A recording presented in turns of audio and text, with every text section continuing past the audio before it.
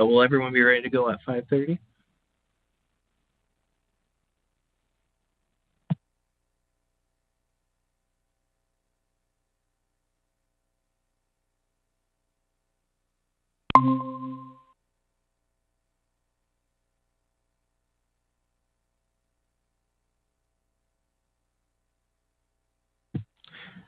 All right, the time now is 5:30. I'd like to call the Business Operations and Finance Committee meeting to order. May we have a roll call, please? Yes. Spencer Anderson, Present. Brian Anderson, Present. Joanne Witt, Greg Schneider, Present. all members are present with, Spencer Anderson virtual. All right, thank you very much, Michelle. You're welcome. The next item on our agenda is the approval of the agenda. And we have a motion. So moved. Do we have a second?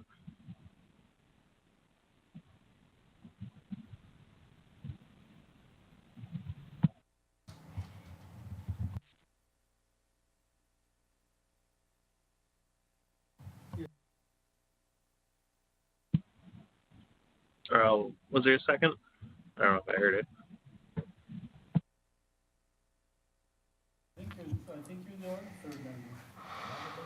We don't have a second yet, Spencer. There's some conversation as to who the third member of the committee is, whether it's Spencer or Greg, or Joanne or Greg.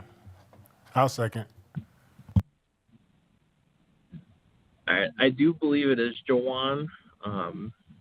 So we'll accept that second. So we had a motion and a second. Do we have any discussion? All right, hearing no discussion. Yeah. All those in favor, please say aye. Aye. Aye. Aye. All right, and the motion carries. And quick question for Michelle. Do we have to redo the roll call? I can, yes. All right, we should probably go back and make sure that is corrected. Yes. So I have Spencer Anderson, Present? Brian Anderson, Present.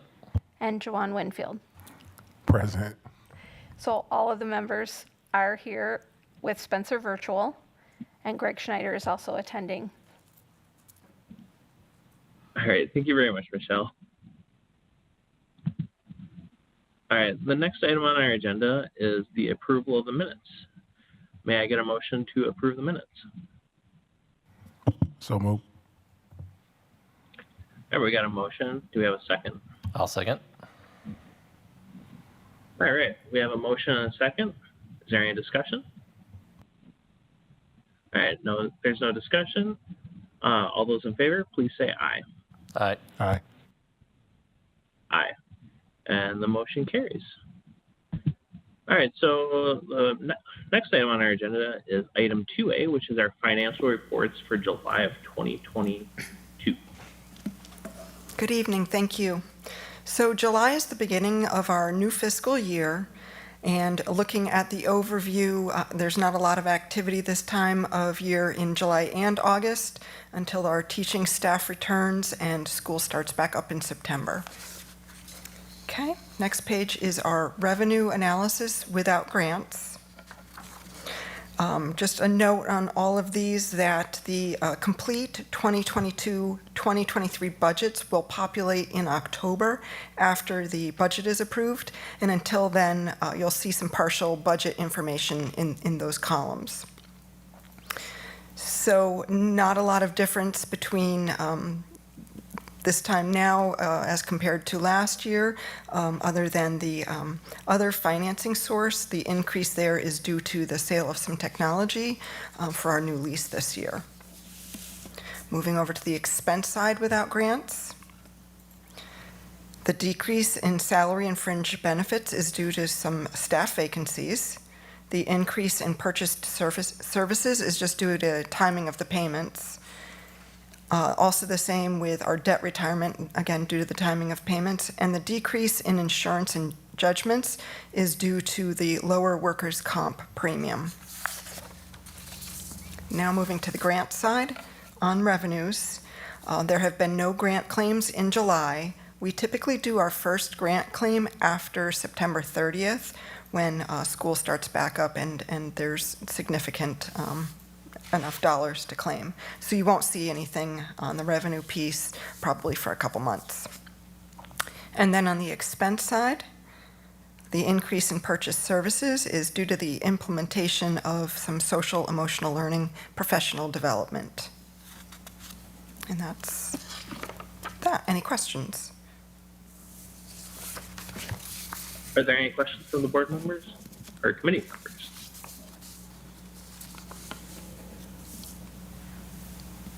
All right.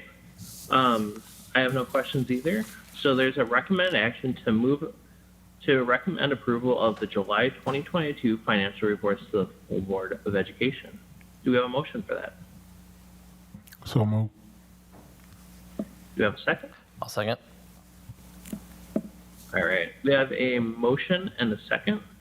Is there any discussion? All right. Hearing no discussion, all those in favor, please say aye. Aye. Aye. Aye. All right. Motion carries. Next item we have is item 3A. It is information and a discussion item, and that is going to be our June 2022 fund balance recap. Thank you. So I wanted to give a recap of our Fund 10 fund balance. Please keep in mind that our audit has not been finalized. The majority of our audit is complete, and I don't expect any more changes, but the possibility does exist. So these numbers could potentially change, but not likely at this point. So if you will remember, in October of 2021, there was a budget deficit approved of $10.5 million. At this time, ESSER funds were not being presented to reduce that deficit. Throughout the year, there were several positives. We did receive one-time funds from the governor's coronavirus relief fund, revenue of over $800,000. We did see some savings in salaries due to decreased FTE throughout the year and staff vacancies as well.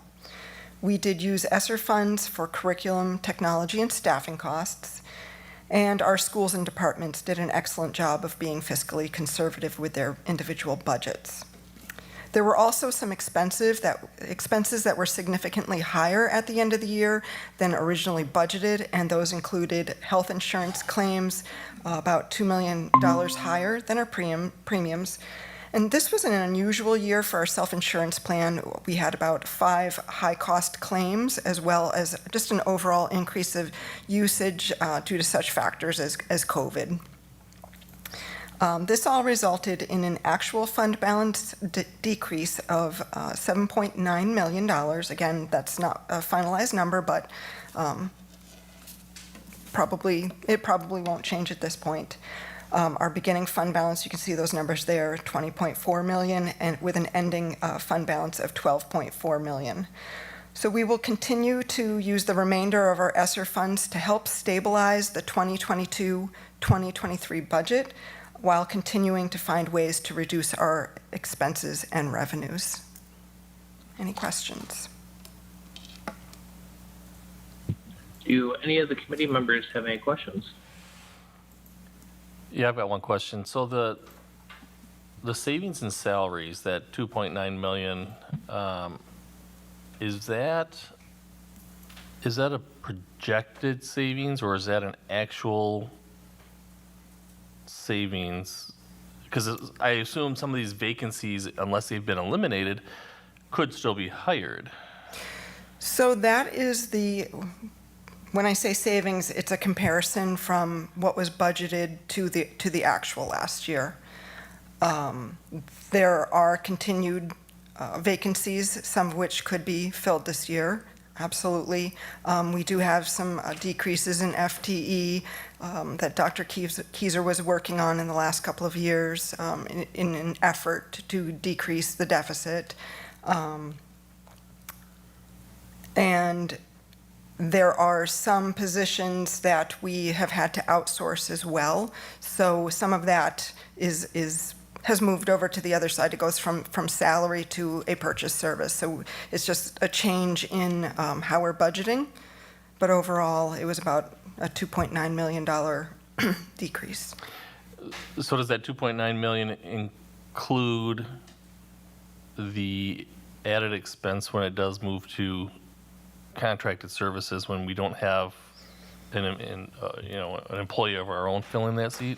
Yeah, it's harder to find it on that side, but if you look at the budget in salary, and it's not a significant number of what moved, but we did see that savings, so anything spent on the other side would be an added expense. Okay. But that's not a significant piece of it. Okay. Yep. Thank you. One of the things that I'd like to draw everyone's attention to when you take a look at the budgeting is your open enrollment out number. Is that truly one of the best ways that you can stem your financial tide is by retaining the students that you have and probably bringing some of the students back that have open enrolled out. Because as you can see, just from your increase in open enrollment, you're at, a significant number. And those are ones that, should they come back to the district, that money is returned back to the district. So, one of the things that I think is if we can take a look at why are students leaving the district, what could we do to stem that tide, in fact, even to bring students back, that will, decrease in expenditure and will increase our revenue. Thank you. I did skip over that one. That is, again, an additional expense to what was originally budgeted.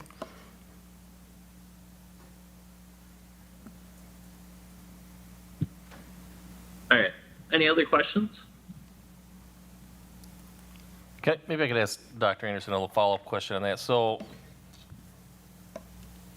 assume, and I agree that obviously having, if we can stem the outflow of students, that revenue can come back in.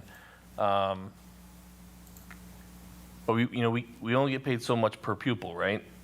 And so, for example, let's just for round numbers, because I'm just a banker, so I got to make it easy. Let's say 1,000 students less than we had 2, 3, 5, however long ago, years ago. If we had 1,000 students come back this year, we'd see that revenue, but we'd have likely more offsetting expenses because we've made the determination that we can't educate kids on our per pupil price, or right, that we get. So I'm confused if that 1 million, yeah, we lost that, but if it costs more than what we receive to educate children, then it should be a net positive to the budget. Yeah, but it doesn't work. It doesn't work that way. I mean, what you need to take a look at is that the only way that you will, what I'll say, break even from open enrollment out or have any positive is if the number of students that leave correspond to an equal decrease in staff. So you could say, okay, we had 1,000 students leave at 20 students per, we had then, that amount of staff leave. But that doesn't happen that way. What you do is you end up juggling numbers. So normally you have, at least in my experience, roughly the same amount of staff. It's just that the numbers vary, so they might, a class might go down by 1 or 2. Well, you can't reduce staffing for that, but you've lost that revenue. So unless they were to all be in a concentrated group where you could actually eliminate staffing, open enrollment out is always going to be a negative. And not only is it a financial negative, it's what I'll call a moral negative, because I should say an emotional negative, because people sense, why would I want to leave the district to go somewhere else, rather than staying in the district? Now, there are sometimes some very good reasons, but generally, what you want is for people to say, to come in. Now, when I was in Williams Bay, 1/3 of our student body open enrolled into the district. Now, that revenue also brought additional expenditures because we increased by a lot of students, but you get that money year after year after year. So it's not like it's a 1 year, this is every year. So every year that the student is gone on open enrollment out, you lose revenue every year based on that student for the 13 years they could have been in school. Yeah, no, that makes sense, and I don't disagree with anything you said. I think it's just something that I think we're going to have to talk about, finding that balance between, right, students and teachers and expenses, or how, as we talk more about, referendum going forward. And I just think it's important that everybody understands how that works, and that gets a little more granular so that people can, make a decision with all the possible information. So. Right. I think it's always beneficial if you can take a chance to explain, here are the ramifications. Here's what we gain when students stay. Here's what we lose when students go to a different district. Sure. Thank you.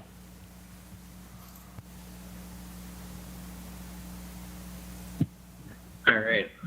You have any more questions?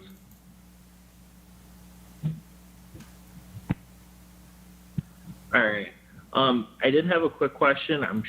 You probably won't have the answer right away for us, but just as something to kind of potentially bring up to us later is with the property reassessments, how that's going to possibly affect the fund balance coming up also.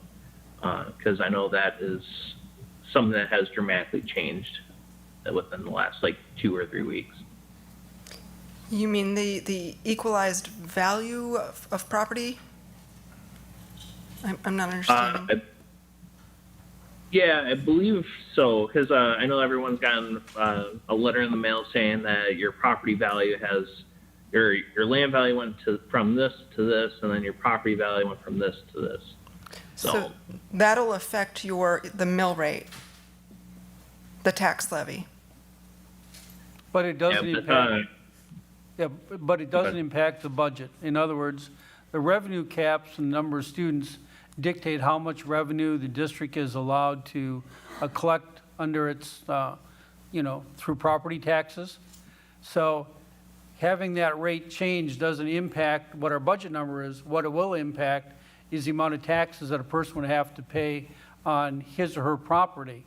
So if your value went up, well, if the tax rate stayed the same and your value went up, then your tax bill is going to increase the school portion. Right. However, if the mill rate or tax rate goes down, then depending on the value of your house, you might see either no increase, or you might even see a decrease in the amount that you pay, because it's been spread out over a wider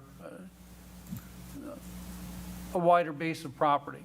So it doesn't impact the budget number. What it impacts is how much each household has to pay to arrive at that number. And that's a relative number. If everybody goes up 10%, then the mill rate goes down accordingly, and It balances it out. balances out, and the dollar amount doesn't change. So it's really only in relation to, if your property went up in value, to a higher ratio than your neighbors, then yours could go up and your neighbors could go down. But the overall pot doesn't change. Correct. Cool. I just want to make sure, we have the conversation about it, because there's, I just want to make sure people are getting the correct information about it, and that we're not saying our mill rate's the same, we're taxing more from you, and all that stuff. I just want to make sure it's very clear for people. Sure. Thank you. All right. Is there any other questions on this? All right. Hearing none. This is just an information item, so there's no action required. So then it leads us to our next item, which is item 4A, which is our next meeting date. and that will be Tuesday, October 4th of 2022 at 5:30 p.m. And we are now to adjournment. May we have a motion to adjourn? So moved. Do you have a second? Second. We have a motion and a second. Is there any discussion? All right, hearing no discussion, all those in favor, please say aye. Aye. Aye. And that concludes the Business Operations and Finance Committee meeting. Thank you.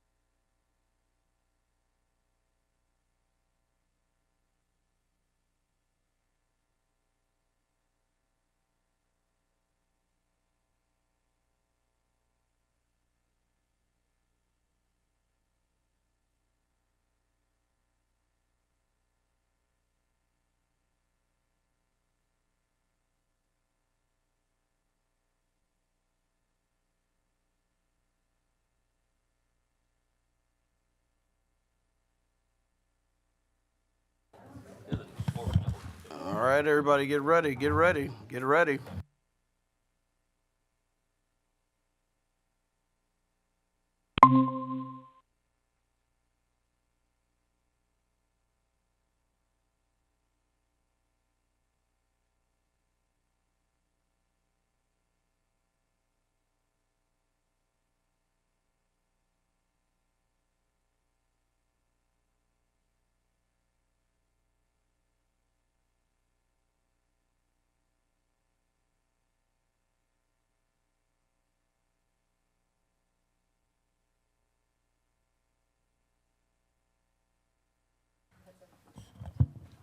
Okay, I'm going to call to order the September 6, 2022 Human Resources Committee meeting at 6:30 p.m. Mrs. Shope, could we have a roll call, please? Yes. Jawan Winfield, Present. Greg Schneider, Present. Megan Miller, Present. Sean Levy, Present. Amy Levy, Here. Spencer Anderson, Present. Brian Anderson. Present? All members are present with Spencer Anderson appearing virtually. Is there a motion for the approval of the agenda? So moved. Second. It's been moved by Board Member Miller and seconded by Board Member Schneider. Is there any discussion? Hearing none, all those in favor signify by saying aye. Aye. Aye. Aye. Aye. Aye. The motion passes unanimously. Is there a motion for the approval of the minutes? So moved. Second. It's been moved by Board Member Schneider and seconded by Board Member Spencer Anderson. Is there any discussion? Hearing none, all those in favor signify by saying aye. Aye. Aye. Aye. Aye. Aye. Aye, and the motion passed unanimously. We're on to 2A. A motion may be made to convene the Human Resources Committee into closed session pursuant to Section 19.85, parentheses 1, parentheses C of the Wisconsin State Statutes relative to considering employment, promotion, compensation, or performance evaluation data of any public employee over which the governmental body has jurisdiction or exercises responsibility. Is there a motion? So moved. Second. It's been moved by Board Member A. Levy and seconded by Board Member Megan Miller. Mrs. Shope, is there any discussion? Hearing none, Mrs. Shope, could we have a roll call vote, please? Yes. Amy Levy, Aye. Greg Schneider, Aye. Megan Miller, Aye. Brian Anderson, Aye. Spencer Anderson, Aye. Jawan Winfield, Aye. Sean Levy. Aye. Motion carried. All right, motion carries. We'll be in closed session.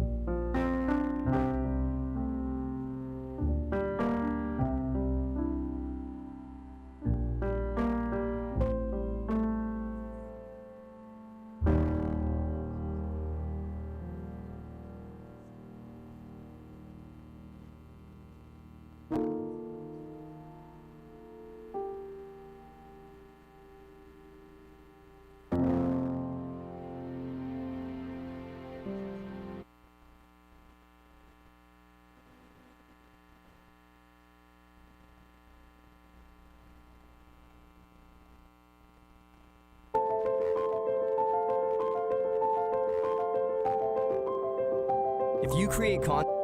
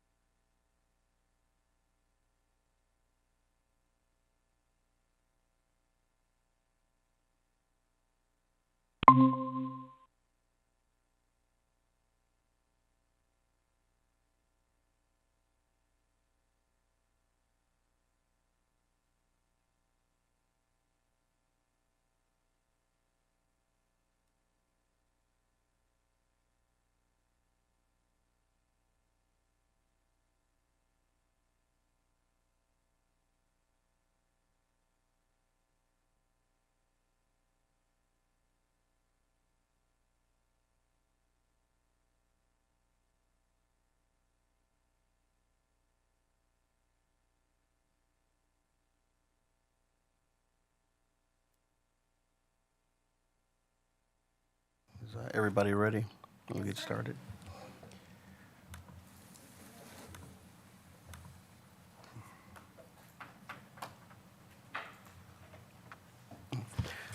So we recessed our Human Resource Committee meeting because we were going to be, as we wade into some of the topics that are closed session appropriate, it's going to take us past 7, and we wanted to get the regular board meeting started. So we'll be reconvening that meeting after we get to the end in the agenda here. So I will start to call this September 6th, 2022 regular board meeting to order at 7:06 p.m. Mr. Shope, could I have a roll call vote, please? Yeah, roll call. Roll call, please. Yes. Brian Anderson, Present. Spencer Anderson, Present. Amy Levy, Here. Sean Levy, Present. Megan Miller, Present. Greg Schneider, Present. Jawan Winfield. Here. I have all members present with Spencer Anderson appearing virtually. Is there a motion for the approval of the agenda? So moved. Second. It's been moved by Board Member Brian Anderson and seconded by Board Member Greg Schneider. Is there any discussion? Hearing none, all those in favor signify by saying aye. Aye. Aye. Aye. Aye. Okay, the motion passes unanimously. We're on to 1D, Pledge of Allegiance. Board Member Schneider, will you lead us?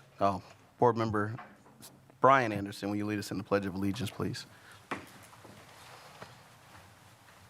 Pledge allegiance to the flag of the United States of America and to the republic for which it stands, one nation, under God, indivisible, with liberty and justice for all. There's public comment right English, executive content. All right. So as we begin and get ready to move into public comment, I just want to make this announcement that the Board of Education would like to let our families and viewers know that our regular board meetings are being simultaneously interpreted. You can watch the Spanish interpreted meeting through the link found at the board website under the Watch Meetings tab with tonight's date. In order to accommodate this interpretation, we will be monitoring the pace of our meeting to allow time for the interpretation. And I would like to remind our board members and others speaking to please speak one at a time. Thank you so much for your consideration and understanding.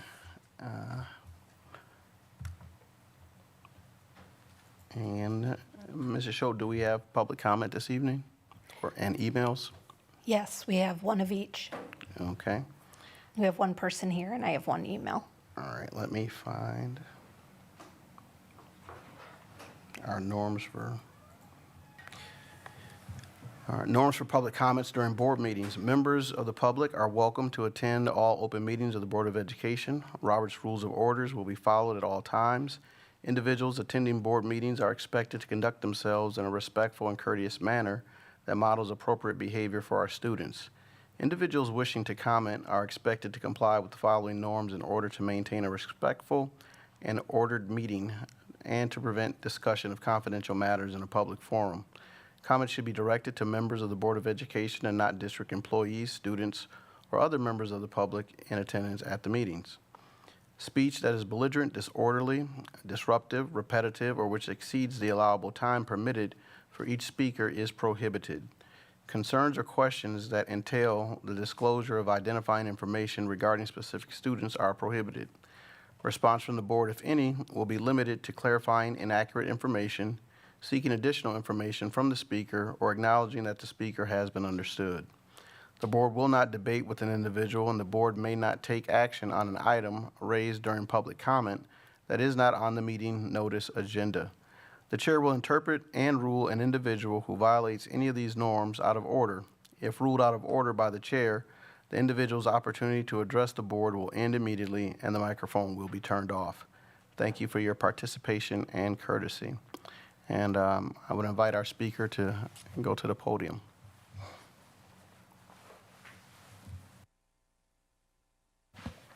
I would just like to make a note that he has I have an email from Kurt Handrick, who is donating his 3 minutes to Mr. Scadam for his speaking.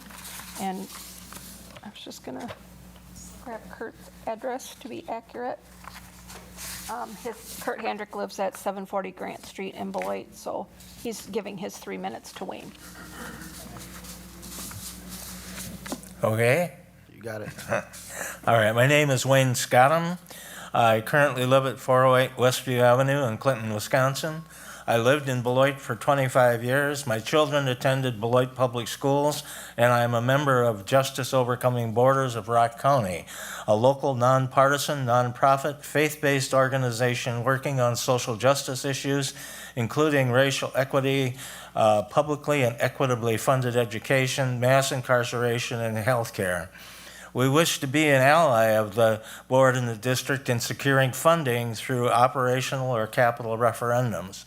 And we request your support for beginning the fight to eliminate or minimize the justice issues inherent in the current way property tax bills are calculated. We are aware of the January 2023 meeting of the Wisconsin Association of School Boards and their approval process for submitting resolutions and bringing them to a vote at the meeting. We cannot directly submit a resolution. It must be approved and submitted by a local school board by September 15th. We have carefully crafted language we urge the board to approve and submit to the WASB as a resolution. A copy of that email was sent to the board last night. Equal opportunity for education of all our children is a linchpin for the future of America. However, there has been a nationwide movement to defund all public education, and it comes from an ideology or a perspective that does not want to see all children educated equally. The perspective considers the education of low-income and non-white populations a threat, as they may become smart enough to become takers from the makers, and that's a quote. In addition to education, their goals include the dismantling of all New Deal legislation enacted by the Roosevelt administration and the Great Society programs passed during the Johnson administration. Simply put, the goal is to privatize all public goods so that the private sector has access to the well of taxpayer dollars to turn a greater profit.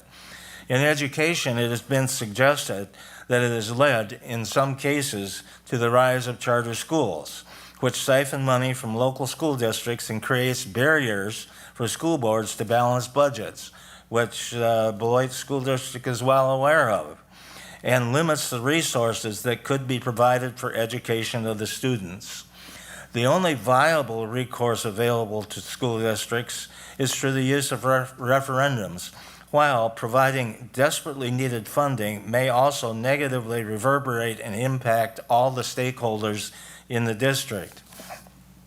It is in the self-interest of every school district in the state to get behind the effort to address the issue of equitable funding for public education in Wisconsin. It has been said that failure to plan is planning to fail. Similarly, in the long-term, big picture, failure to address long-term equitable funding of public education is somewhat planning to fail our children from having the equal opportunity for a quality education and ultimately the very existence of pre-K through 12 public education in Wisconsin. Working together, we can start moving in a direction to solve this issue, and I urge you to support our efforts by submitting the referendum language to WASB. Thank you. That took a little more than 3 minutes, but not 6. Thank you.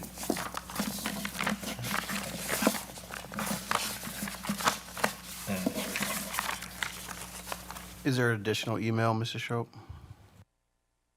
Yes, I have one email. And that email is from, I apologize for not having it handy. The email is from Dorothy Harrell, and she is writing on behalf of herself, Justice Overcoming Borders, NAACP, and Good Trouble. As citizens who were determined to be involved in the search for a new superintendent, we feel like the opportunity was compromised. The initial meeting via Zoom was advertised with 2 different times. An article in the Beloit Daily News provided a 6:30 meeting time for a meeting that actually began at 6 p.m. The next chance to discuss the search was advertised as an in-person meeting in the Memorial Theater. Unfortunately, at the last moment, that was converted to an online meeting. We are advocating that WASB provide an opportunity for in-person meetings before the actual process concludes. Based on past experiences with the hiring process, we feel it is imperative that citizens actually view and interact with candidates prior to any hiring. Okay, That's all I thank you. have. Yep, thank you. 3A Superintendent Report.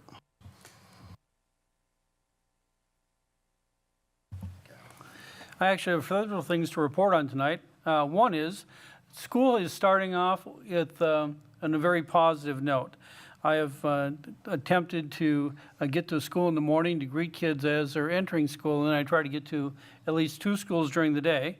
And so far, everything seems to be going very smoothly as I walk through the halls. So, though we're only into our first, not even a full week, because it'll be 4, but the past several days, things seem to be going well in our buildings, and I will continue to walk through the buildings and give you updates each month, but at least the start seems to be going well. The second deals with the referendum that you just mentioned earlier ago. I met actually with Matt Wolbert and 2 other representatives from Brain Associates last Friday. They are currently about 90% completed with their facility study. They gave me copies of what they'd looked at for the high school. I shared one of those with the high school principal, and I have other copies in my office. I also talked with them about the matter that we had discussed earlier, and those meetings are hopefully going through insurance companies to be arranged so we can settle that issue, but that's still ongoing. 3, Mrs. Pels, the high school principal, would like to look at having an open campus for lunch. So what we are looking at is the best way to go about that process, about at least having the discussion to make certain that, is this something that the board approves of? Is this something that you're against? I was under the understanding this was a board policy. I later discovered that there is no policy on open lunch. But I do think it's important that we're all on the same page and have an agreement. So I guess there's a couple ways that it could be done. One is we could do administrative guidelines and bring those to the board so that they could see what our proposal is, how it would be operated, and then make a determination of support. Or the other option is to send it to policy committee and actually make it a board policy. Either one of them would be acceptable. I think the most efficient is going through policy guidelines, because we could have those ready then for the next meeting. She's looking at doing this the second term, which would be second quarter, but that would give plenty of time for discussion. What I'll look for later on from board members is which process would they like us to take so that we could bring something forward for discussion and see if there's consensus or approval. You don't have to answer that now. I need you to just think about it, though. 4 is I've been meeting with community and staff members. I usually do about 2 or 3 a day, so it's going quite well. What is my goal is at the end of this month to create a summary of what I've learned, to present it to the board, saying that here are things that the individuals truly like about the school district of Beloit and hope are preserved. But here are things that they would like the board to take a look at in the future.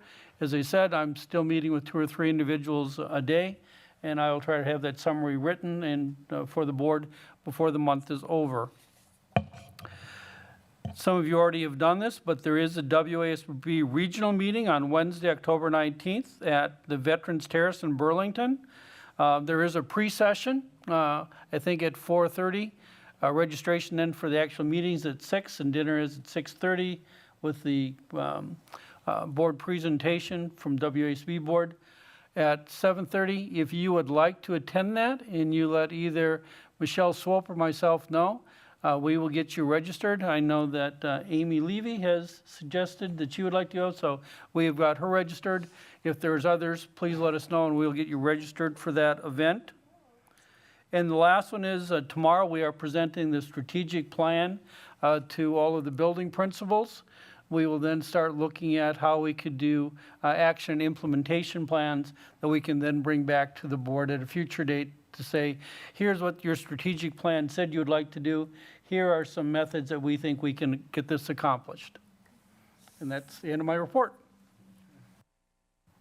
Any questions, board members? I have a question related to the meeting. I believe, if memory serves me correctly, that myself, Board Member Miller, and Board Member Spencer Anderson are being honored. I have no idea what for at the meeting. Do you have any additional information, Dr. Anderson? Yes, and also Mr. Snyder is being recognized.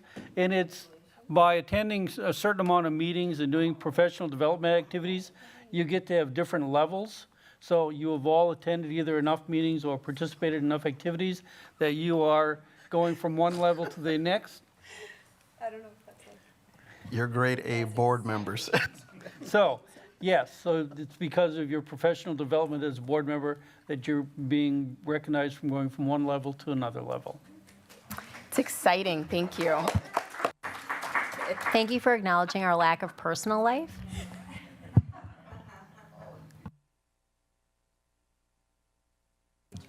Thank you very much for your service. We do appreciate you all. All right.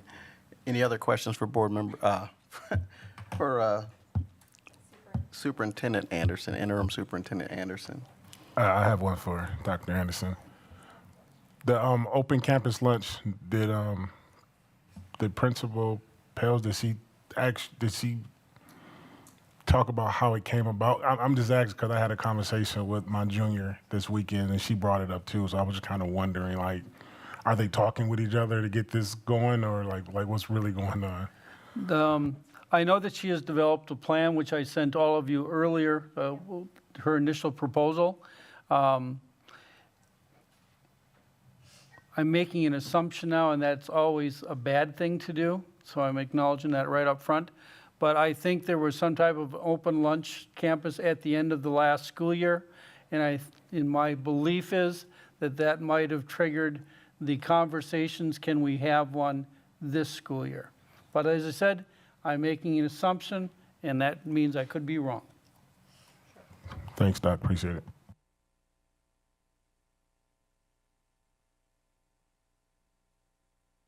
Any other?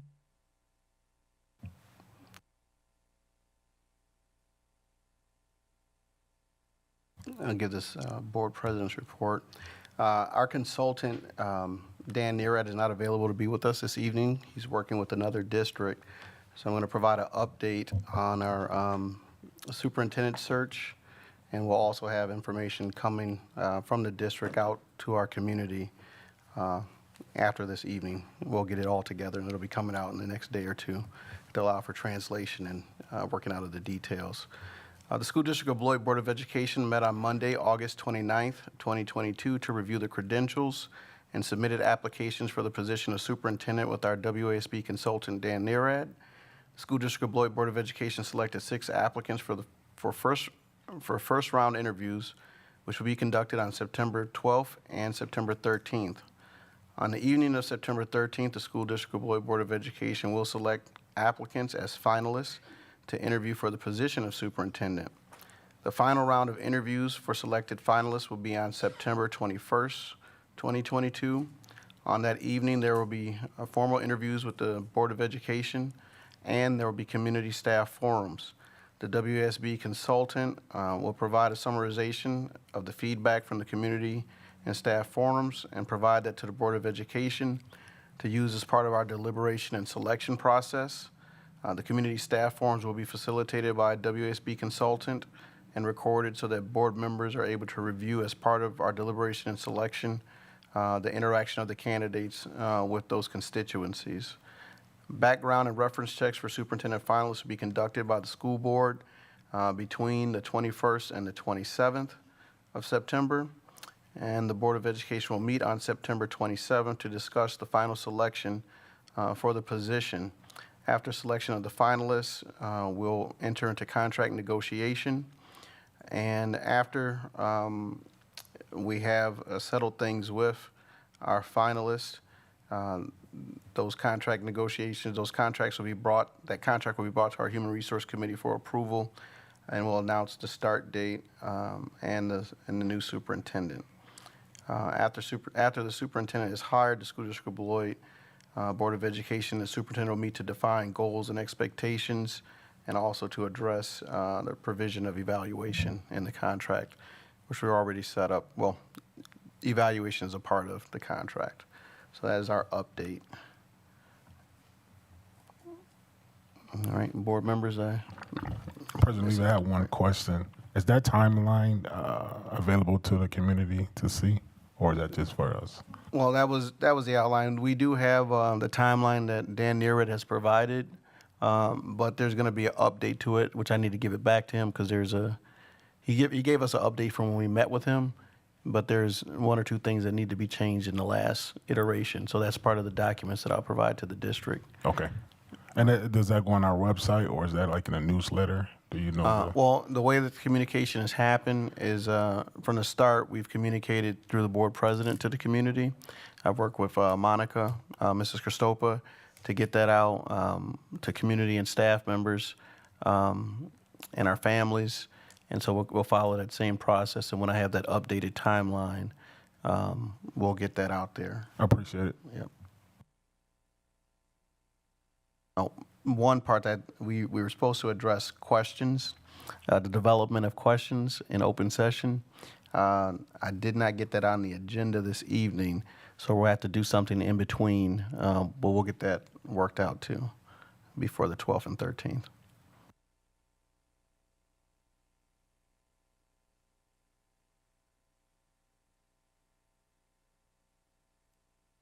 We're now at committee and other reports. Board members, just to speak to your committee. All right. So the Business Operations and Finance Committee meeting met today at 5:30 p.m. We went over the financial reports for July of 2022, and then we had a recap of our fund balance for June of 2022. If you want, you can go back and review those on the committee, see the attached documents, but yeah, that's it. Okay. Nothing new to report for teaching equity and people services.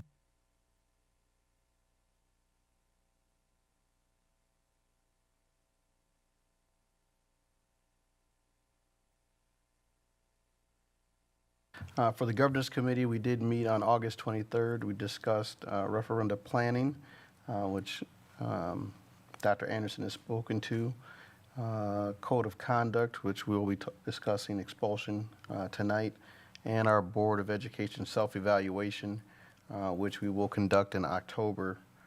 We do that twice annually to evaluate ourselves.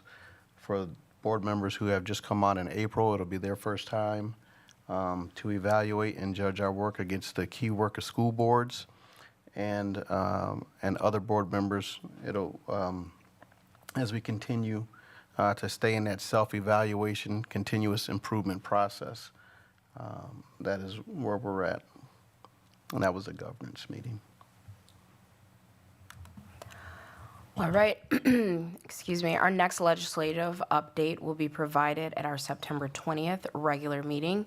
As far as policy updates, I did want to take this moment to explain a couple things that it's my understanding have been discussed greatly in our community.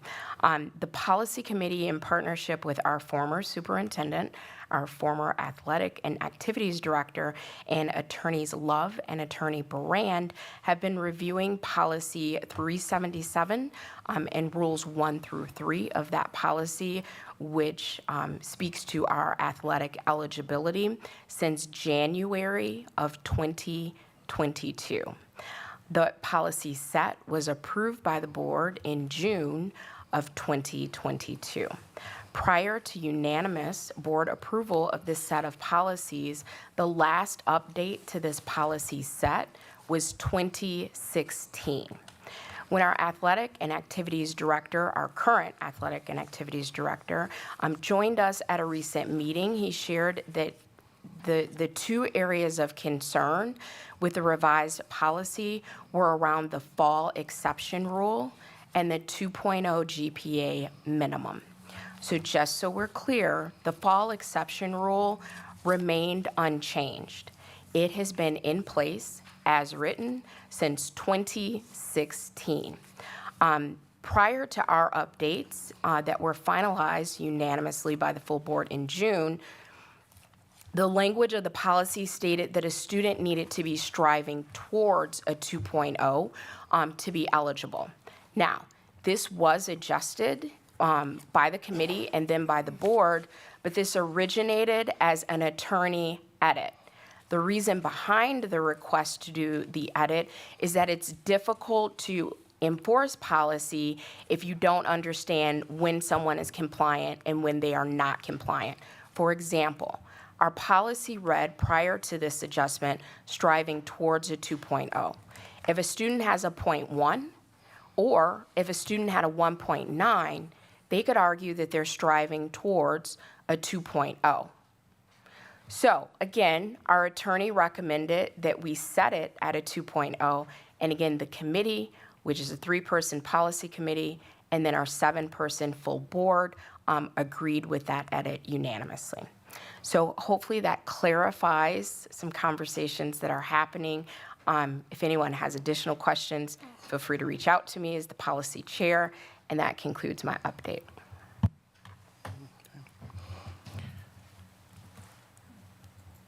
Right.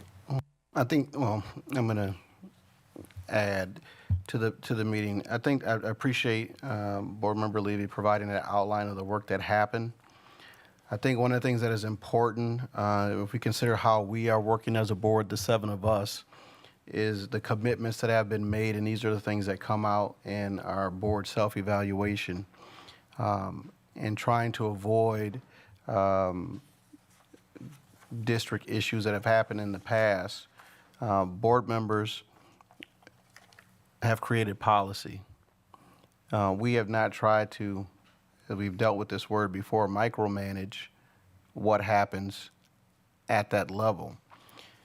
And so sometimes a cultural issue that has happened, a cultural, organizational cultural issue that has happened, and you know, people live in the city, they work in the city, they're citizens, they have a right to reach out to their elected leaders, but sometimes we have employee workarounds to pull levers to change different things. One of the things that we're working toward and have worked toward is that as a board, the 7 of us do the job that we were elected to do and create a stable environment. And so sometimes I think that one of the things that Board Member Levy said is the work that we did with the administrators that were here at the time, and then the 7 of us, as I think one of the things you could count on is, as you saw the last process we tried to work our way through, it takes a lot to get 7 people to a place of agreement. And whether it's 7-0, 6-1, 5-2, or 4-3, that is what the will of the board is. And we've worked hard to be harmonious in our work, even as we disagree, to get to that place respectfully so that we're moving the district forward.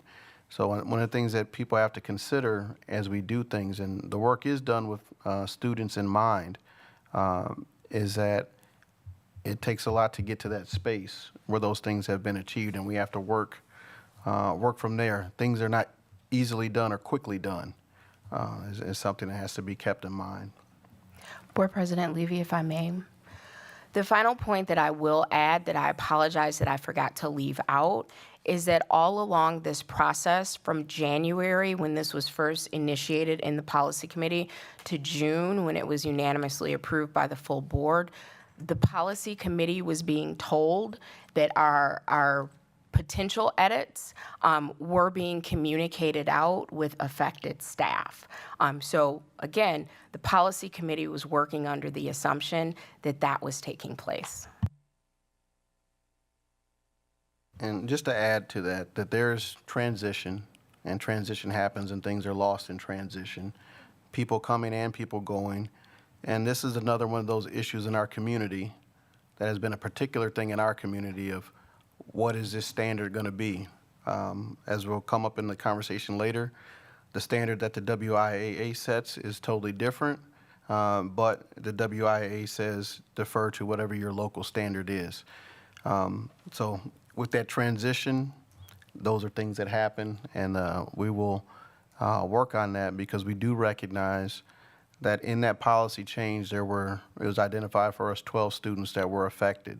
And so that was not the intention to harm 12 students, but we're left and understandable that people who have to implement these changes have to figure out, well, what am I supposed to say to students? And we do recognize the difficulty that placed some people in because that communication did not happen. That's why we're addressing it as a board. Okay, we have our consent agenda, unless anyone has anything else to add to that, because we'll be talking about it later. Oh, All right. So in our consent agenda, is there a motion? Actually, I'd like to remove, just for a quick clarification, item 5C, if possible.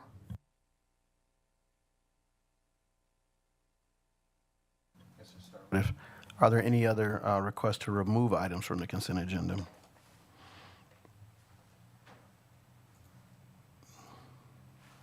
Okay. All right, so minus item 5C. I mean 5C, yeah, 5C. All right, is there a motion for the remaining items on the consent agenda? I move that we approve the consent agenda minus 5C. Is there a second? Second. All right, been moved by Board Member Megan Miller and seconded by Board Member Greg Schneider. All those in favor signify by, is there any discussion? Okay, all those in favor signify by saying aye. Aye. Aye. Aye. The motion passes unanimously. 5C. I'm very much in support of 5C. I just wanted to call out, just in the interest of clear communication, I have heard over the last few months some concerns expressed by community members about our safety protocols for allowing people in the building. So I just wanted to pull this off just to clarify that the language, which combined from the previous language that existed already in 860 Rule 1, is that there is a process in all buildings, and so please correct me if I'm wrong, because this is what I understand from this. In any case, that there's a policy where everybody would, trying to get into the school, they check your ID, you get a visitor badge, there's like a whole, yep. So I just to clarify, because there are some concerned community members who are under an impression that that is not the case. I just wanted to make sure to point out that that is in fact the case, and it is written clearly here into policy. Anything to add, anybody? Yes, just briefly. A lot of times, and this is basically for people who may be listening in, we'll have the policy, and then how to implement the policy will be handled in the rules if it's not clear in the policy. So some of the language in 860 was actually added from Rule 1 of that kind of explains, and it does cover all visiting individuals must report to the building office for authorization before going anywhere in the building, and then we list out what that protocol looks like. So you need to sign in, ID, et cetera, and then reaffirming our support. Parents and guardians and guests are welcomed in our buildings, but we just have protocols to make sure, like you said, that everyone stays as safe as possible. Thank you. Okay, is there a motion or is there any other question? I just had some comments. So this past Friday, I went to every single school on the east side of Beloit, and my ID was asked to be given, and I was checked in. The process probably needs to be a little more tightened, because when I checked into one school, I wasn't checked out to the other school. So I don't know if that's something we could get our building administrators to follow up on. I was at one school, and they were saying that I wasn't checked out of the last school, which the individual did not know me, and she would not let me leave that office until Samuel came and got me. So I really appreciate that, but I think this is a great policy. Good job. Oh, just briefly, and I could be wrong, but I think it's incumbent on the visitor to sign out upon leaving. I did, yes, because you have to give your badge to the individual. And she looked at me and said, "I need your badge," as I took it out, because we can't have you walking around with Fruzen badge at Todd. But so when I went to Todd, it was saying that I wasn't checked out of Fruzen, so I did check out. Thank you for that confirmation, sir. Thank you for answering my questions, and I'm glad we were able to shed some light on apparently very tight building security practices. Yeah, for the record, it's really tight, and I really appreciate that. To able to go into a school, and the first thing they ask me, even before I get into the building, they want my ID. So it's not like it's, you just get to walk in. Like, we need to know who you are. And I mean, you guys know I'm not really known around here at all. So me walking in the building and, I'm hold on, stay right there, sir. It was, it was humbling, to be honest. All right, final point, I promise. If there are any parents or guardians or potential guests out there that for whatever reason don't have an ID, it is my understanding that offices are prepared to kind of guide people and direct them to how you can obtain an ID. I see you shaking your head in the back, hopefully at no cost to the individual. So we don't want that to be a barrier for people visiting our schools, but we do want to, again, maintain safety. So I'd like to make a motion to approve policy, make sure I have the right number, policy 860. A second. It's been moved by Board Member Miller and seconded by Board Member Winfield. Is there any discussion? All those in favor signify by saying aye. Aye. Aye. Aye. Aye. Okay, the motion passes unanimously. Down to 6A, discussion items. Action discussion items, athletic policies. All right, I asked this to be put on the agenda because everything that Board Member Levy stated about the process is probably extremely accurate, and I have no reason to believe that the board, throughout its process, felt that the information was being conveyed to all the necessary parties. However, when I came on board in beginning of August, it became apparent that what the board believed and maybe what the facts were not exactly the same. Because I do think that people entered the fall season believing that certain rules were in place that had been changed when the policy had been updated in June. So what I am asking is that the board pause the current policy that you have passed in June.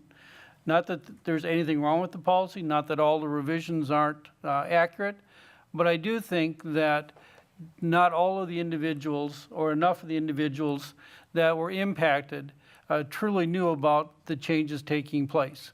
And that probably is, I'm not going to set any blame, I'm just saying that I don't think that occurred. And I think that it would behoove the board to pause the current plan, send it back to the policy committee, let the policy committee talk with the current athletic director. I would also recommend coaches, parents, and athletes, listen to what they had to say, determine if there was any revisions that they wanted to make to that policy, whether there were or whether there were not, after they have listened to the various individuals describe any information they thought was pertinent for the board to hear, that they then bring it back to the board If there were any changes, the board could then review and approve the policy and make sure that information, I'm looking at something that would happen probably November, December, that would allow then half of a year for everybody to know what the rules were going to be in place when the next school year started. I think that would take care of the situation that currently is at hand. Not that anything in the policy that was passed is inappropriate. I don't mean by that. I just think that there are individuals that didn't know, maybe through no fault of their own, and this would give a space for everyone to be informed about what the changes are without having to negatively impact them. So I'm asking you please pause Policy 377, interscholastic athletics and activities, and send it back to Policy Committee. During the pause, your prior policy would go back into place that was being instituted prior to these revisions. May I ask a question, Dr. Anderson? Is there a specific time frame that you're asking us to pause? Because actually, each of these policies appear on the agenda for tomorrow night's policy meeting. So it is possible that the policy would come back before the full board on September 20th. If individuals who the policy committee wanted to hear from were heard from, and they at that time felt that they had the information that yes, it could be properly conveyed, you could bring it back.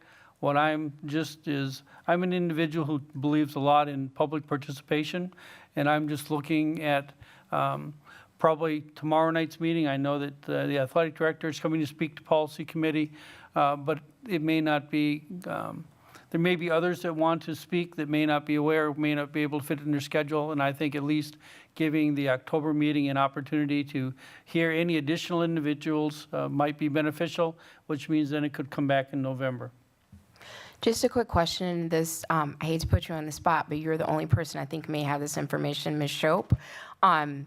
Just so everyone knows, our athletic and activities director did submit an amendment to the policies in question. And it's my understanding that that information was submitted to you and then you passed it on to the policy committee. To the best of your understanding, and we can ask him tomorrow, but just curious, does that represent input from coaches and advisors, et cetera? I'm not 100% sure. I think that he has talked to his fall coaches, like the couple of coaches that are being affected. But I honestly don't know. I would prefer that you check with him tomorrow and find out for sure. Absolutely, I will do, thank you. But just so the board is aware, our athletic and activities director has submitted amendments to policy 377, specifically rule 2. So the policy committee has that, and we'll take that under consideration when we re-review those policies tomorrow.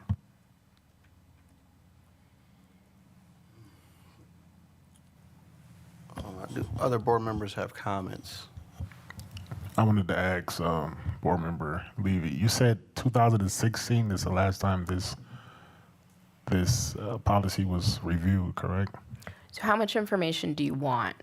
Well, I remember when I was in high school, 1999, it was 1.8, and I was confused on why we had a GPA to play sports. So I just was wondering. So it's been a while since I've been in high school. So I just wanted to know, like, what.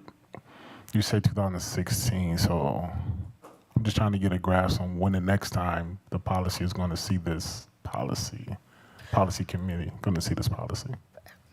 So what I can say is that the last time the policy was updated was 2016. Now, in the spirit of full transparency, part of the issue has come in. The board received information that I reviewed, I'll just speak for myself, from a coach who is also a parent, that this is the information we received at the code meeting. Now, the issue with that is that that document was from 2013. That's why I believe some people were caught off guard by the fall exception rule, because it seems as though prior athletic and activities department we're using the 2013 policy to present to parents and guardians to get them to sign off on at code meetings. And that was happening as recent as 2021. So again, when our current athletic and activities director came and spoke, if you'll recall, the two main areas of concern were the fall exception rule, and that's why they believed that there was a change, because they were looking at a policy that was almost a decade old, when way prior to this board making any adjustments, the last update was in 2016. And then again, the 2.0, which is an attorney edit. We can't have policy that we can't enforce, and it's difficult to enforce when you don't know when someone is compliant or not. So that's why the vague language of striving towards, it was an attorney recommendation that we put it at a 2.0. So hopefully that was helpful.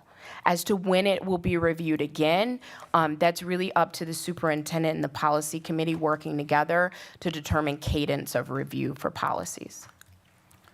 That was perfect. Thank you. But if I can just make one thing clear, is that if the board does not take action to pause the current policy, that means the policy will continue to be in effect, even if it goes back into policy committee, even if it's being discussed. The current policy will stay in effect unless the board takes action to pause it and then allow potential changes to be made. So, President Levy, you got some? I was going to make my first motion, if that's okay. I would like to pause. I would like to make my motion and pause policy 377, rule 2.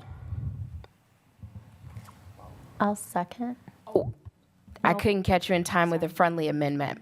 Okay, so spoiler alert, I don't support it, but I so believe in the process.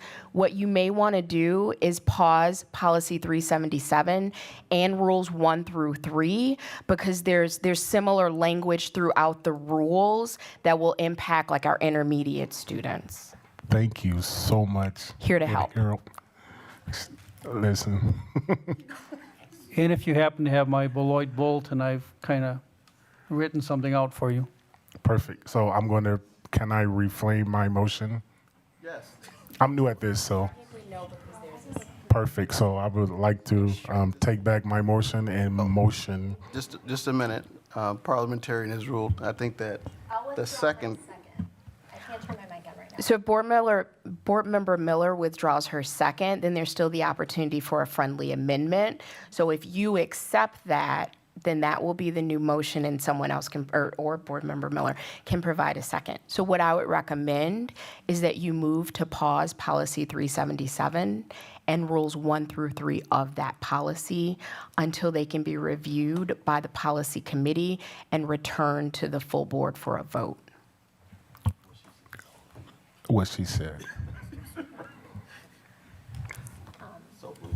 I'll second. May I clarify? Are you using the recommended motion?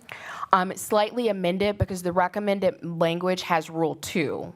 Rule 3 was also created, and it impacts our intermediate students. So the fall exception rule, the GPA, all of that good stuff. So to pause it for all of our student athletes and students that are involved in activities, I think it's prudent to just pause the entire set and revert back to the 2016 policy. Now, please keep in mind, that won't do anything to change the fall exception rule. Okay, so in the board doc's suggested motion, all I need to add is that we're pausing the policy and all 3 rules and referring them back to the 2016 version, and then sending it back to the policy committee for review and consideration of the revisions. Yes, ma'am. Thank you. Board Member Levy, I'm sorry. Thank you so much. I appreciate your help. I am here to help, and congratulations on your first motion. All right. It's been moved by Board Member Winfield, and seconded by Board Member Miller. Is there any discussion? All right. I recognize Board Member Brian Anderson. So the motion doesn't mention, unless it's in the written version that we referenced, a time other than the vagueness of it, we'll review it again. So is there, do we have an interest in, because what it does is it forces us to take action on a policy that may not change. So, I guess I'd prefer to have, policy had been made. And if we decide to pause it, so it can be reviewed, and that review will likely happen tomorrow night. It's on policy committee agenda, and then come back in front of the full board at the next meeting. So we have those dates. We know what those dates are. But I guess I would defer to the parliamentarian to say, are we deferring action to a point where we otherwise wouldn't need to take action? No, not exactly. And I hear your point. I would be less comfortable if this policy wasn't already on the agenda for the policy committee. So referring it back to the policy committee, there are a couple things that could happen. The policy committee could decide tomorrow we are good with the policy as is, or make minor adjustments and send it right back to the full board for the 20th.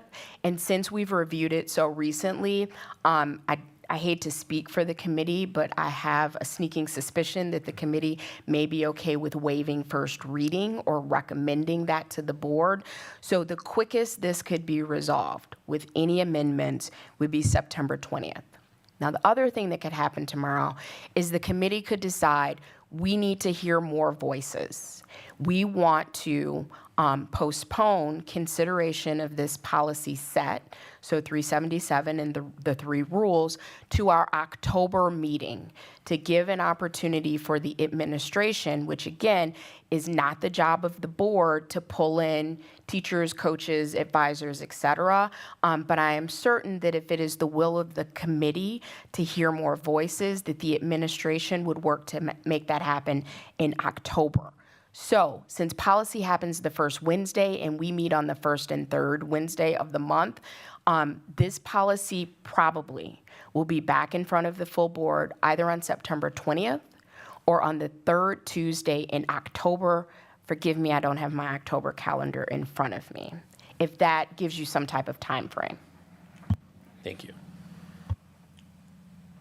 Any other discussion? Yeah, I appreciate that this is something that's not ordinary, and I don't think it should be a precedent that we set. I really do appreciate, though, the opportunity for community engagement and input into something that it sounds like after the fact we found out was confusing while we are under other assumptions. And I just wanted to thank Dr. Anderson for speaking to that point. Any other discussion? No, but I would like to request a roll call vote, please. I have some discussion. No, not to cut it. Oh. Not to, terminate discussion early. I'm just letting you know I'd like a roll call vote on this. Okay. All right. So a couple things that I would add.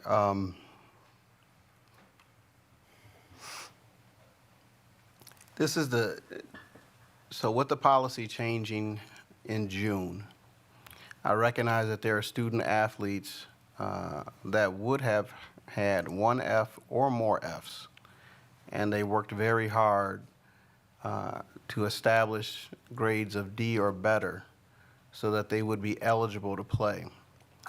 And so as a result, because the policy changed and they were not aware of that change, they have already suffered the penalty of the grade change, moving from working towards a 2.0 to must have a 2.0. And the penalty in the athletic code that we have is that they lost one game, one competition. So as an example, if you were a football player, they play a schedule of 9 games, and they would have lost one of their first competitions. So their season is 8 seasons. Now, to a high school football player, if they played 4 years, or if this is their first year, sometimes in high school, what we talk about is the life of an athlete, that their season is that many long, and they have lost 1/9 of that. That might have been the touchdown that a kid caught, the tackle that they made, a lifetime experience. And so we do recognize that, and not wanting our kids to lose out on opportunities.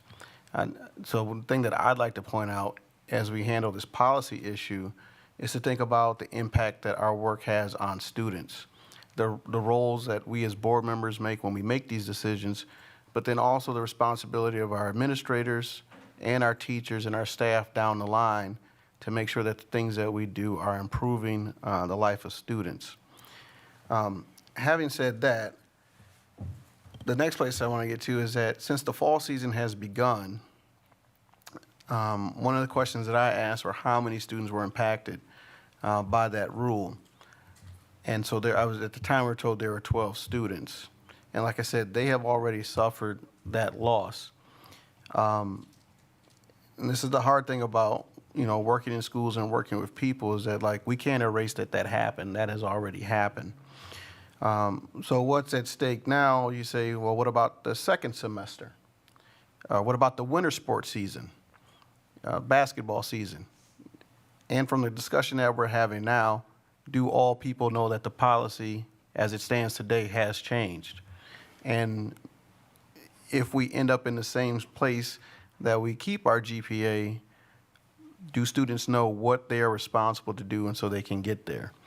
On one hand, that's why I think, like, as we delay the implementation of the policy or pause it, it's already like had an effect, and those in the winter season, as they work, well, it might change. It might not change. I think that that's something for us to think about. This is also, as I said before, one of those issues that continues to come up in our community. It's like an unsettled thing because I'm not going to say every time our board changes in April, but it's frequent that we continue to visit this, which is fine as we are here. I think that we have to come to a determination of what it is to be a student athlete in Beloit, and it says that it's a privilege first to play sports, and I understand some of the sentiment that people have expressed. And in my 24 years of employment as an administrator, I have seen the differences that students participating in events make. But one of the things I also would say is that for some of the situations that our students are in, they need more than the sport. And for me, the other issue that the policy brings up are not about the things that a student got a D in algebra or a student got an F in algebra like I did when I was in 9th grade. That's not the issue to me, because education is a learning process. One of the issues that I'm concerned about when it comes to the implementation in these policies are what our adults are doing. How are our grade books kept? And so these conversations, as we get into them, when we reopen this as a policy matter, we are trying to establish certain priorities with our strategic plan. But everything that's in these policies, some of these things are going to come forward. And these are not just the kid got an F or a D. This is about the professional practices that we're employing to set expectations for our student athletes. And I'm going to end at that place, but because we are the adults that are setting the environment that adults work in and students learn in. And we have to set those parameters so success can happen. What we'll do now is there's no other discussion. We will take this roll call vote to pause the policy and send it as a 2-point, pause the policy and send it back to the committee. Mrs. Shope, could we have a roll call vote, please? Yes. Greg Schneider, Aye. Spencer Anderson, Aye. Amy Levy, Nay. Brian Anderson, Nay. Megan Miller, Aye. Joanne Winfield, Aye. Sean Levy. Nay. Motion carried 4-3.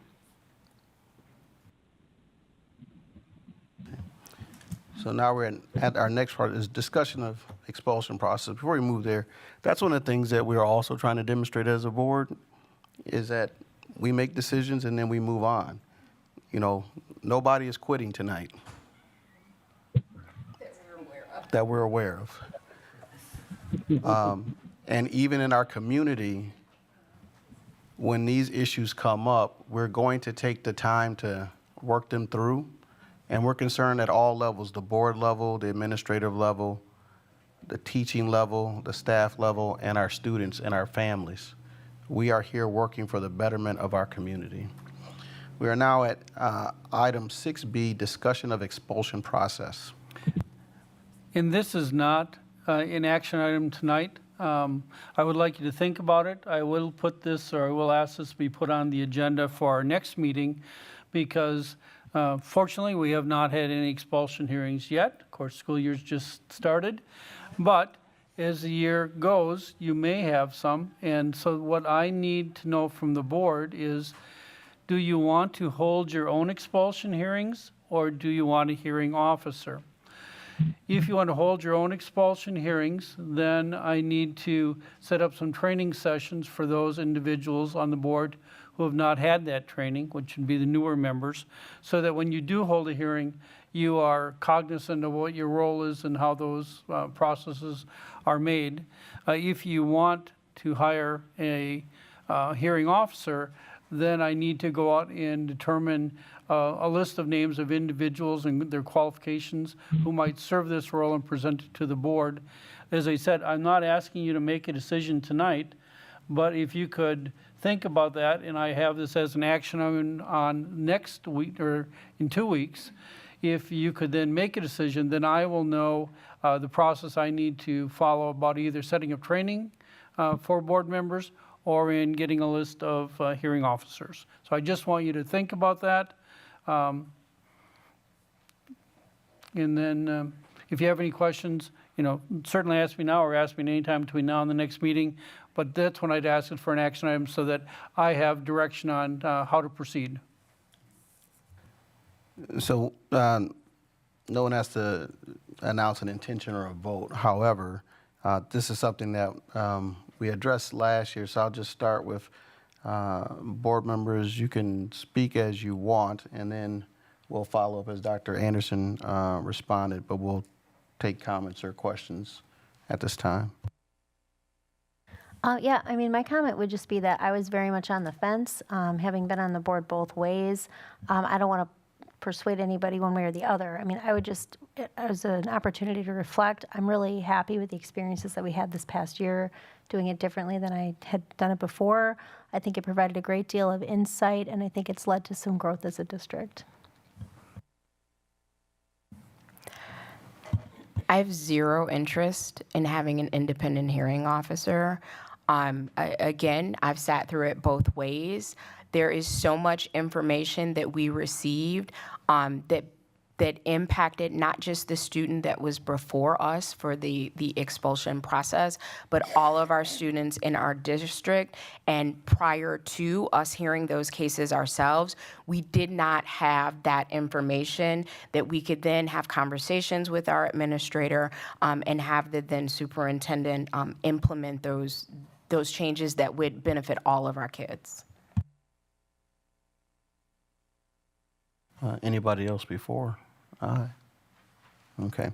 So I'll add one of the things, and this is one of those votes that was difficult for a set of board members.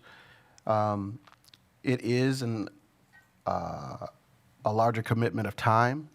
The thing that I'll say from the experience, and professionally I've had the experience in my work life, but then also too as a board member, when issues of student discipline and conduct are cited as issues that our district needs to be concerned about, I think it is important that as board members we decided to hear these situations. We have policies in place, and when students don't meet those policies, the expectations, they are brought forward if that is what is dictated. Because it's a matter of student welfare and their own student record, We don't advertise or broadcast what the results of those hearings are. But we have policies, and when people don't meet expectations, we have a process. In that process, Dr. Kieser at the time was our superintendent. He served us during the time when students were not in session or physically in the buildings because of the COVID year. And then last year was the year with students. And we had the results of what the expulsions had been before. The thing that I'll say for me as a board member that I found it to be a great process of discovery, to understand some of the processes that our administrators are using in the building.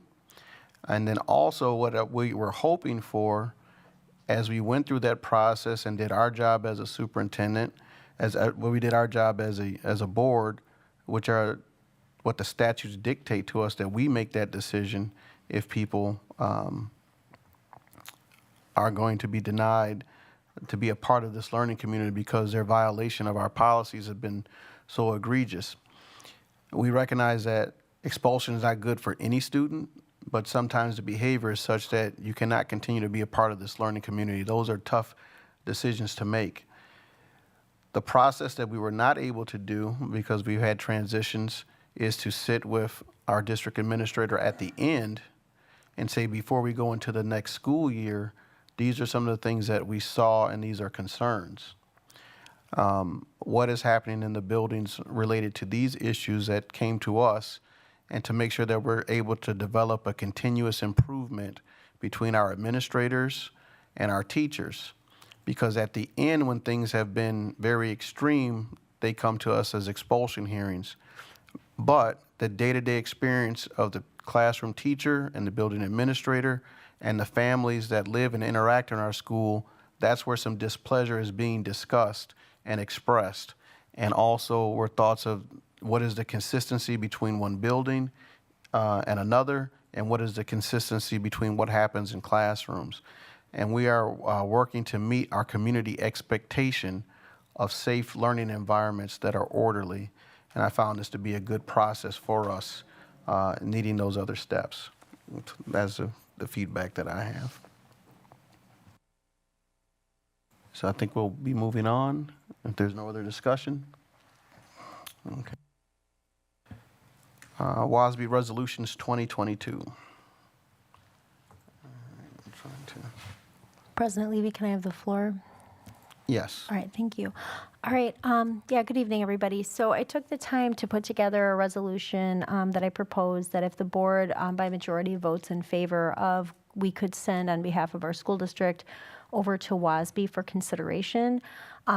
It's my understanding that WASB does not necessarily have, this is not a guarantee that WASB would accept our resolution, but it's something that our district could put forward. So I'd like to give you a little bit of background on my thinking and reasoning for why I put this together. Part of our job as elected school board members is to advocate for the best interests and well-being of all students in our community and in our district. And so it's become heavily apparent through our last budget cycle that our district, along with many other districts in Wisconsin, is being adversely impacted by statute language that was introduced during the 2015-2017 biennial budget process. So since we are a nonpartisan board elected to do nonpartisan work, I want to point out that the origination of this statute language comes from people who were heavily partisan, elected to our state legislature, who also were vocally against public schools. Mr. Scadam took some of the wind out of my sails already, which was interesting in his earlier discussions and during public comment about some of the background and intention of people who put forward support for charter schools authorized in the way that independent charter schools are.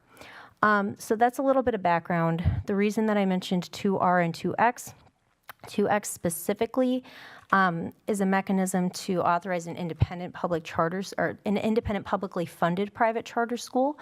There are opportunities for people to create charter schools by going to other institutions in the community. There is an instrumentality charter school. In fact, the school district of Janesville very sustainably hosts 4 in-district instrumentality charter schools. I had the privilege to work with one of them very closely in my previous job at Blackhawk Technical College, Rock University High School. They take several of our students as well from our district through open enrollment. Those 4 instrumentality public charter schools are able to be sustained by the Janesville community without adversely impacting their school budgets.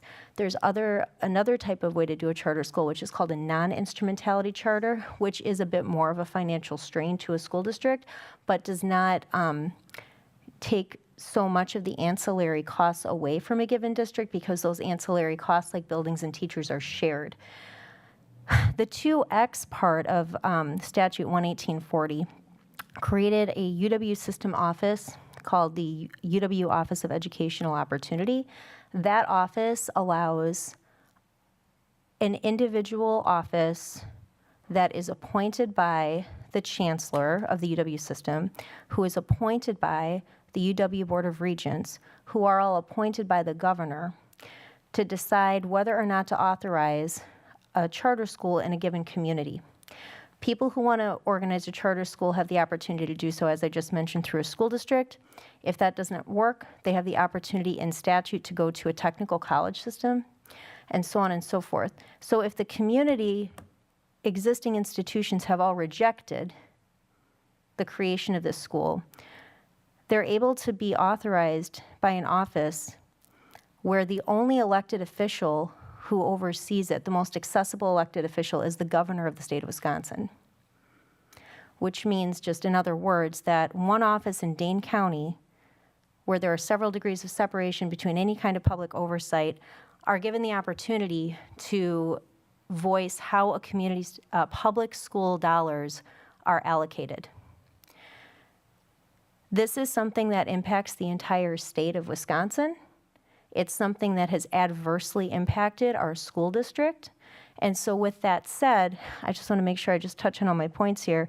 The different rules for enrollment are what make this particular type of charter school harmful disproportionately to communities. So independent public charter schools are required to accept all students just like any other school district would. However, they are not required to keep those students enrolled. And not only does that adversely impact the students who are perhaps enrolled and then, for whatever reason, unenrolled, it also harms the home school district, because even if a student is only at a charter school, like for 4 or 5 weeks, the school district loses that entire half year's worth of funding. They then educate that child or children for free for that fiscal year, and the reimbursement isn't given until the following school year, which, because of how school funding works, which is absurdly complicated, that actually still negatively impacts the amount that's allocated to that district than the next fiscal year. I would like to also take this opportunity to remind everybody that the last budget cycle, our state legislature voted to give $0 spendable dollars to public schools, which just sort of adds insult to injury that in the existence of this 11842X into our statute language.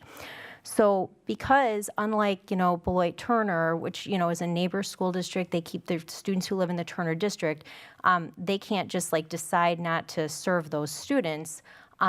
Most of the students, in fact, I think all of the students that our particular community received back from our independent charter school all had IEPs, which are students who are the highest needs, most expensive to serve, and then, of course, that adversely impacts the entire district's ability to equitably serve and provide a quality public education for all of our kids.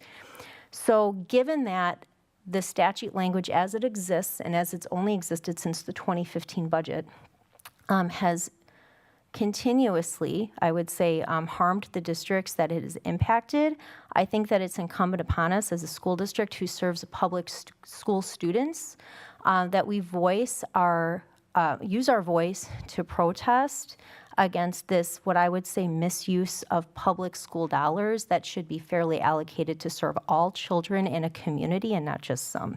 So that was my reasoning for putting forward this resolution.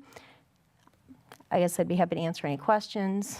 If anybody has any, otherwise we can discuss it and vote it yes or no. Okay. Board Member Brian Anderson. And Megan, I don't know if you would have an answer to this, but one of the points you make is how that charter school would have the ability to decide or not choose to accept students that a public district such as our district wouldn't have that same option. Do we know if that's happening in our community? Yeah, so there are different rules. So they, just like, because they're a publicly funded school, they have to accept all students. So like other districts where students open enroll, for example, let's say a child open enrolls into any public school district and then that child needs an IEP. Already that public school doesn't have to serve that student if they live like out of district. But because these independent charter schools don't have like home districts, they can, there's no obligation for them to sort of like keep any student. So even though it's the same, they get the funding, they don't play by the same enrollment rules that we do. So for instance, let's say a public independent charter, a publicly funded private independent charter in Milwaukee, let's say 100 kids from MPS enroll in that school. And then in October, 75 of them, for whatever reason, they either can't be served, it's not like their needs that the school can't meet, or they decide to enroll back. The MPS then, like Milwaukee Public Schools, they lose all of that first half of the year's funding. They don't get it back until like the following fiscal year. And that's different from like if your child, like let's say you move to a different school district, you enroll your kid out of one school district into another one, and then your child needs an IEP. If that's your home school, they can't just say, sorry, we can't meet your needs. They have to statutorily meet their needs. So it's different rules, right? Sure, I understand the different rules, and I'm certainly for everybody playing by the same rules, but I guess just because that school may not be obligated, if that's, if we can't document that that's happening, I mean, so that's happening in practice, then it could be done, have all the right intentions. So I just want to make sure we're kind of getting down to, what's actually happening versus what a district may have the ability to do. I appreciate that. So without speculating on anybody's intention, because of course I wouldn't have that information, and that's certainly nobody's business but the schools and the students and their families. All 25, it might be more students that we receive back to our school district in our particular case, are all students with IEPs. I think one thing that'd be useful to just make clear at this point is that, remember, the WASB resolutions, if you pass this, what it means is that we pass it on to WASB. They will then consider it when they're talking about the resolutions, which you have a member on in January. They will then discuss it and determine whether or not this is something that they believe is important enough that the other 400-plus school districts in the state. If they do, then they put this on their legislative agenda to then use as one of their lobbying points. So what you're really deciding on is, do you want the WASB representatives in January to consider this resolution to be part of their legislative agenda? What happens in the legislature is more complicated. What you're voting on is, do you want to send this to WASB so that they can then discuss it at their formal meeting in January? I'll just lastly point out that in our 10, and please forgive me if I'm wrong, and please, Chair Anderson, feel free to jump in and correct me, but it was my understanding from the Budget Committee when we looked at ESSA dollars and everything else that we ended up with, was it about an $8 million budget deficit last year after we mitigated some with ESSER dollars? It went down, right, from $10.5 million to around $8 million. And again, please correct me if I'm wrong, almost half of that then existing deficit that we ended up with is a dollar for dollar match to the students that we lost to the independent charter school. And actually that original whole $10 million deficit budget was also almost a dollar match for what we had to pay out of like our savings account, out of our Fund 10 for students with special ed, because we are continuously underfunded by our state legislature, who has never met the charge they set for themselves to fully fund special education at least a 60% reimbursement. So between the not fully funding public education, especially for our kids who have the highest needs at the state level, and the addition of the independent charter school that was only able to be authorized through this 2015 statutory addition, that is literally taking dollars from all of the children in our community that our district is trying to serve. I don't know about you, but I think almost $4 million could do quite a bit of good for our kids.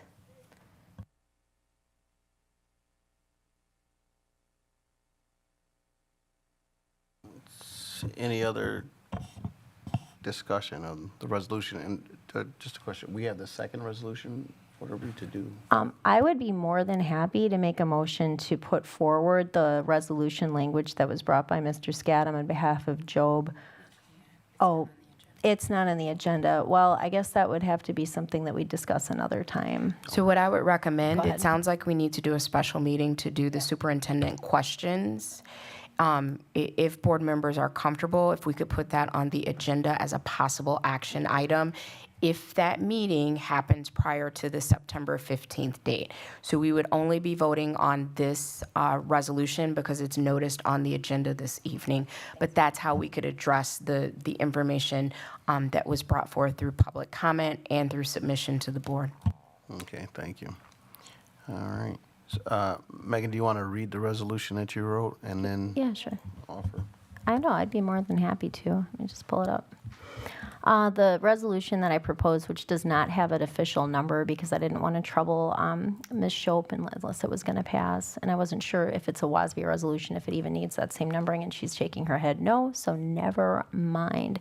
So it's written currently as, whereas public schools are the center of communities, bringing resources and opportunities to every family, whereas independent private charter schools are expanding, particularly in low-income areas and in communities of color, whereas independent private charter schools that are created under state statutes 11842R and 11842X have funding models that are predatory to the children and families in communities who are served by the public schools, whereas independent private charter schools do not have publicly elected boards to provide public accountability to the public funds they take from the public school districts, whereas the state of Wisconsin continues to choose to not fully fund special education at 2/3 reimbursement, making independent charter schools another barrier for school districts to provide a free and appropriate public education to every student as guaranteed by Section 504.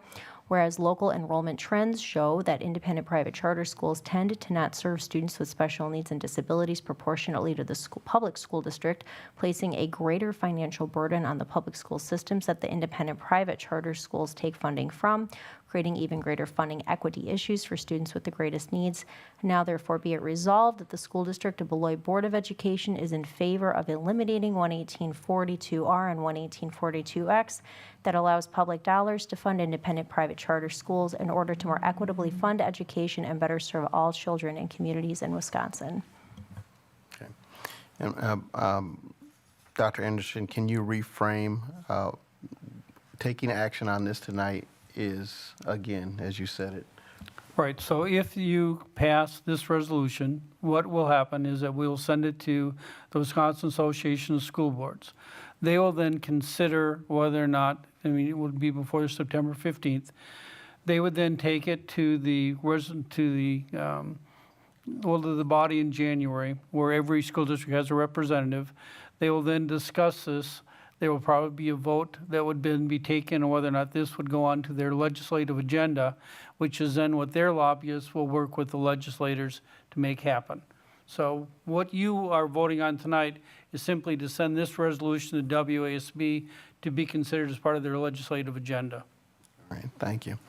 All right, is there a motion? It has to be a roll call vote also. Is there a motion? I move that we approve the resolution to be recommended to WASB. Is there a second? Second. Moved by Board Member Miller and seconded by Board Member Amy Levy. Ms. Shope, can we have a roll call vote, please? Yes.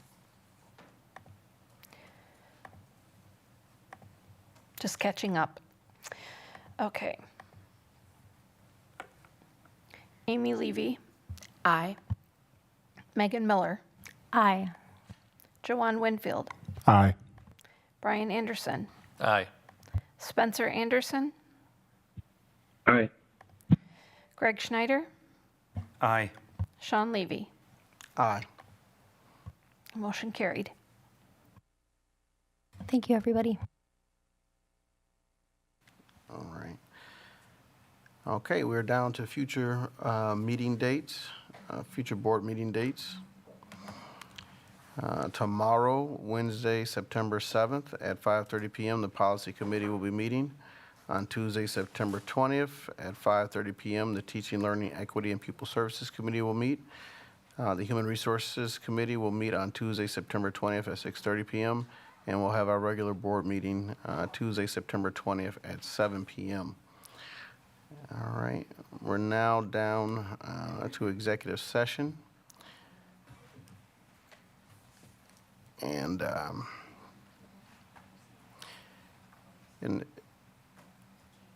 motion may be made and a vote taken to convene the Board of Education into closed session pursuant to Section 19.85, parentheses 1, parentheses C, relative to considering employment, promotion, compensation, or performance evaluation data of any public employee over which the governmental body has jurisdiction or exercises responsibility, and pursuant to Section 19.85, parentheses 1, parentheses E, relative to deliberating or negotiating the purchasing of public properties, the investing in public funds, or conducting other specified public business whenever competitive or bargaining reasons require a closed session. Is there a motion? So moved. Second. Okay, it's been moved by Board Member Greg Schneider, seconded by Board Member Spencer Anderson. Is there any discussion? All right, Mrs. Shope, could we have a roll call vote, please? Yes. Megan Miller. I'm sorry, but I do have a quick question. Are we going to come back into open session? Yeah. So we will be back to open. Sorry for the interruption. Yes, aye. Greg Schneider, Aye. Joanne Winfield, Aye. Sean Levy, Aye. Amy Levy, Aye. Brian Anderson, Aye. Spencer Anderson. Aye. Motion carried. So what we're going to do, I think this was the question is, we have several items in closed session. We will adjourn. Right, we will adjourn from our regular business meeting, and then we have to go back into the HR meeting and finish that. And during that meeting, we will come back out to the public because there's open session business that needs to take place. So we'll first go into closed session for our regular business meeting and close out.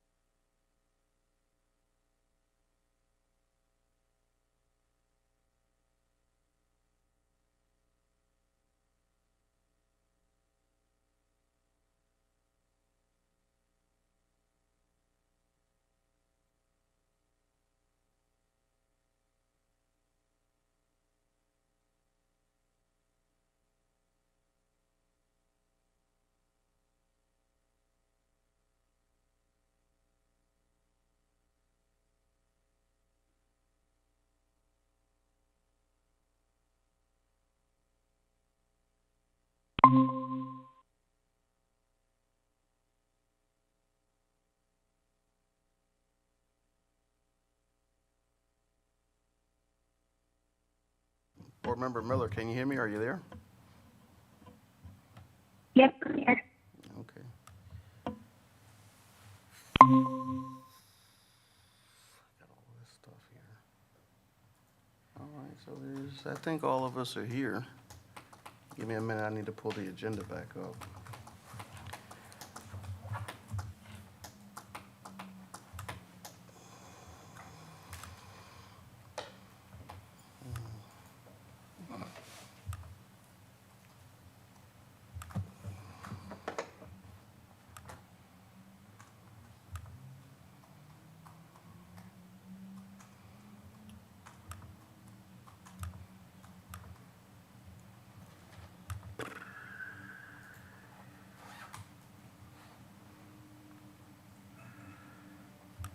This is the Human Resource Committee meeting.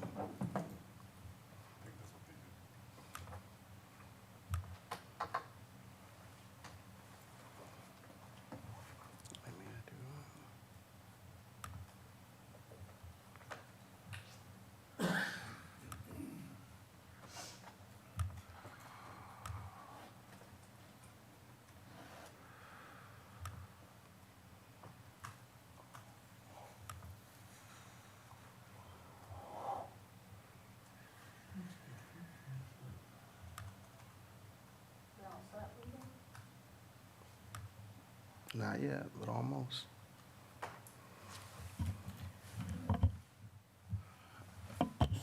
All right, we are reconvening an open session from closed session from our recess, the Human Resource Committee meeting.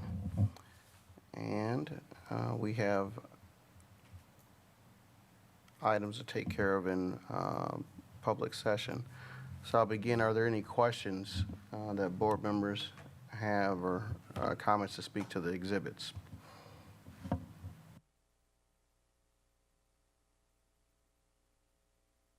Okay, is there a motion?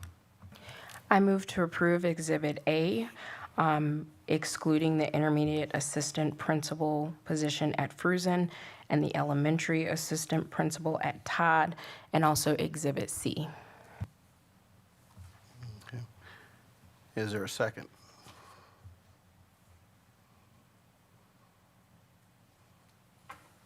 Okay.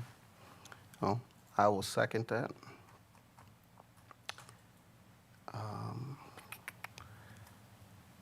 All right, it's been moved by Board Member A. Levy, seconded by Board Member S. Levy. Is there any discussion?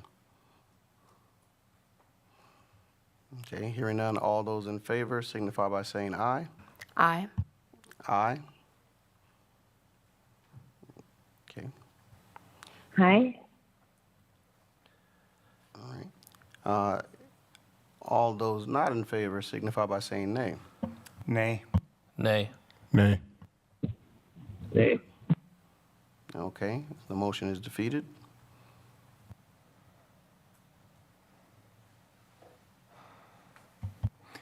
I move that we approve Exhibits A and Exhibit C. A second? It's been moved by Board Member Schneider to approve Exhibit A and C, seconded by Board Member Brian Anderson. Is there any discussion? Yes, please. I was hoping that as a board courtesy, that the things that we agreed on unanimously, we could go ahead and approve by separating those out. But unfortunately, that's not the case. Any other discussion? Oh, well, yes, I will just go ahead. The reason that I am voting no for this is because I am not in support of hiring assistant principals without the required, without principal licensures. I just think that that sets a bad precedent, and as a board member, that is not something that I'm comfortable for. For our students, we want the best, and I want someone in the position that has the credentials when they begin. Any other discussion? Okay. Hearing none, all those in favor signify by saying aye. Well, I like a roll call vote. Ms. Schroep. Okay. So the motion is to pass Exhibit A and Exhibit C. Brian Anderson, Aye. Sean Levy, Nay. Greg Schneider, Aye. Spencer Anderson, Aye. Amy Levy, Nay. Joanne Winfield, Aye. Megan Miller. Aye. Motion carried. All right. Again, growing our capacity, growing our capacities. All right, so we have conducted, that's our business there. Our next meeting date is Tuesday, September 20th, 2022 at 6:30 p.m. Is there a motion for adjournment? So moved. Okay, it's been moved by Board Member A. Levy. Is there a second? Second. Seconded by Board Member Brian Anderson. Any discussion? Hearing none, all those in favor signify by saying aye. Aye. Aye. Aye. Aye. Aye. Motion passes unanimously. Good evening. Thanks, everyone.